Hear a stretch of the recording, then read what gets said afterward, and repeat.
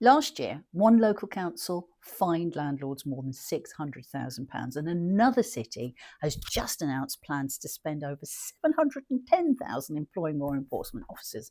And since December, councils now have a duty to report directly to the Secretary of State on how they are improving housing standards. So if you're a landlord watching headlines like this, it's easy to think, blimey, councils are cracking down on landlords.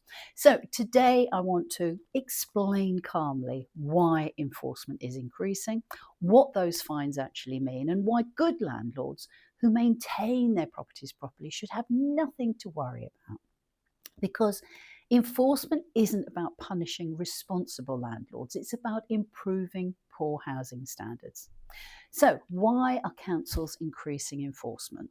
Well, over the last few years, the government's gradually passed more responsibility for housing enforcement to the local authorities, and councils are now responding.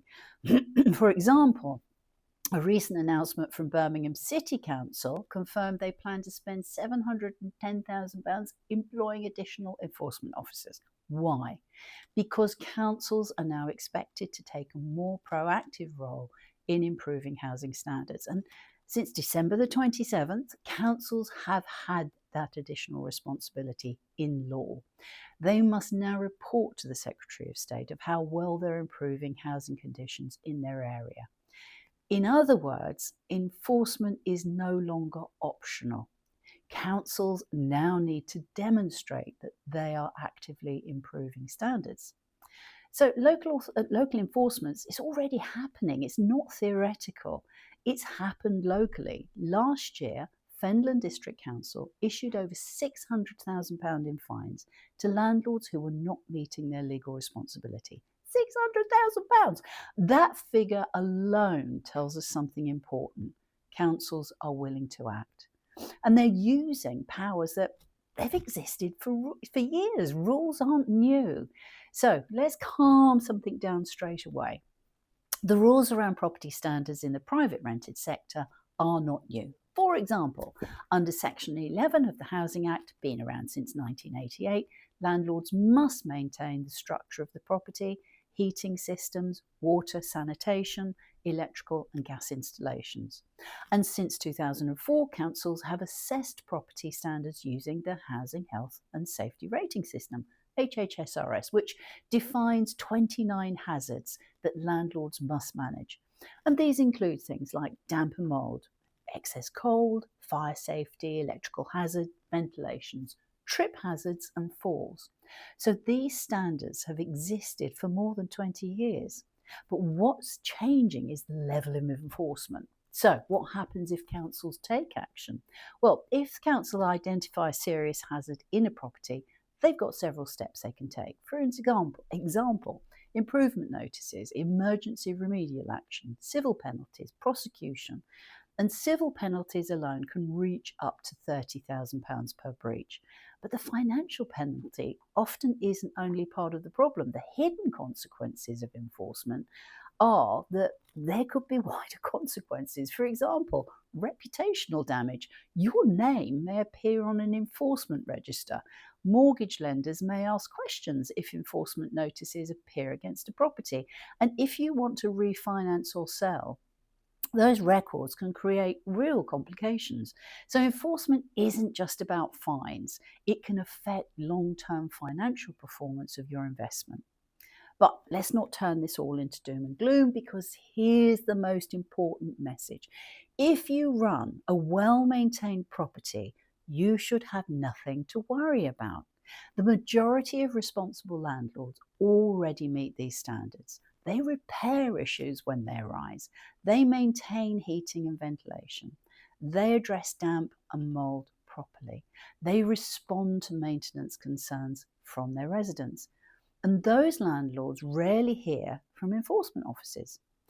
The simple rule I've followed for 30 years as a landlord and 20 years as running a business for landlords, I followed one very simple rule.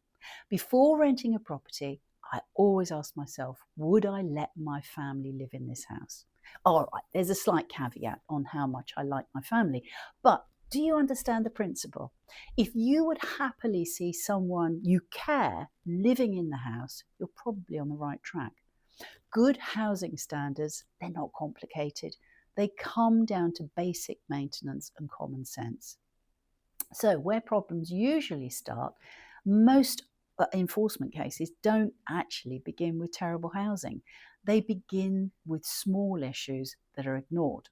For example, extractor fans that stop working, trickle vents that got painted shut, windows that no longer open, heating systems that struggle to maintain temperature. Individually, these issues may seem really small, but together they can create condensation, damp, mold, and health risks. And if your resident reports those problems and nothing happens, that's when the councils will step in. So why do proper inspections matter? Well, this is why a professional inspection is so important. Not the old-fashioned inspections that says everything looks absolutely fine in line with the tenancy, but inspections that actually assess hazards. And that's why we redesigned the inspection reports, because a note saying property all okay in line with tenancy terms doesn't mean anything. A proper inspection should look at the ventilation systems, look at the heating performance, look at the signs of damp or mould, look at window operation where they can, and safety hazards, the maintenance history where inspections are structured, problems are caught early, and early fixes are really inexpensive. Late fixes can become enforcement cases. So why enforcement is actually positive? Well, there is a positive side to enforcement. When councils action against poor housing, it raises the overall standard of the market, and that benefits your residents. It benefits responsible landlords and obviously professional letting agents, and the reputation of the private rented sector goes up. Good landlords are no longer competing with poor quality of accommodation. So the bottom line, if you maintain your property, follow the Section 11 obligations, understand the hazards under HHSRS, respond to repairs quickly, keep proper inspection reports, you should have nothing to worry about. Enforcement officers, they're not looking to punish responsible landlords. They're looking to improve housing standards. And frankly, that's something we should all support. So final thought, councils are increasing enforcement. Birmingham plans to spend £710,000 hiring new officers. Finland issued £600,000 in fines last year.